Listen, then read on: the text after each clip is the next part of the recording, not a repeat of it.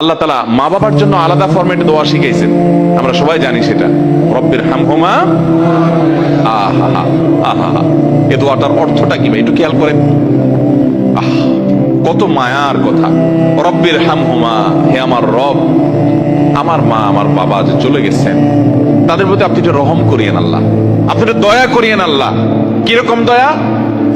আমি ছোট থাকতে তারা যেরকম দয়া করছে।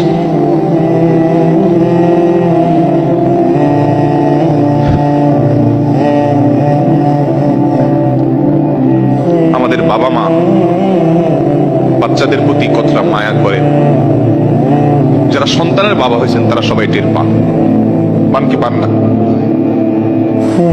কিন্তু আমরা মরার পর কিছুদিন কান্নাকাটি করার পর এরপর বাবা মাকে ভুলে যাই।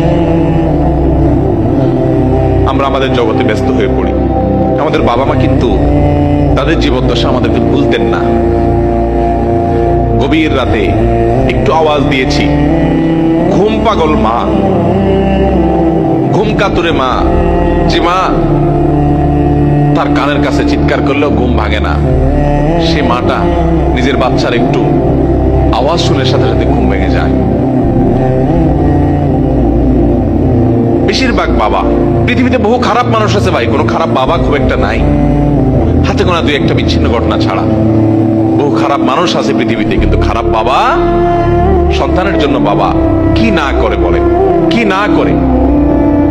যত বাবা দেখেছেন, আপনারা নিজেরা যারা বাবা আছেন, কোথাও ভালো কোনো খাবার যদি দেয় কেউ, আপনি যদি কোনো জায়গায় যান ভালো কোনো খাবার সার্ভ করা হয়, তো সেই খাবারটা দেখার পর যদি আপনার সন্তান থাকে, সবার আগে মনে পড়ে সন্তানের কথা। এত সুন্দর টেস্টি খাবারটা যদি আমার ছেলেটার জন্য নিয়ে দিতে পারতাম, বা মেয়েটা যদি তার সাথে শেয়ার করতে পারতাম, মনে পড়ে কি পড়ে না বলে? কিন্তু আমরা বেশিরভাগ মানুষ বড় অত্যাচারী, বড় অবিচারী।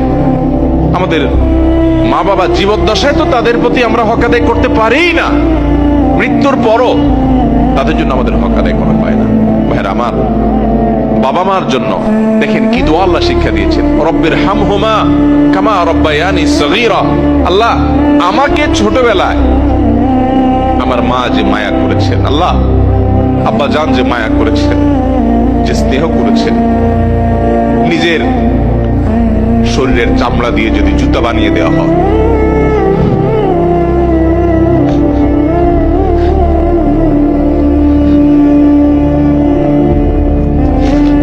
তবুও বাপ মার ঋণ কখনো শোধ করা যাবে না।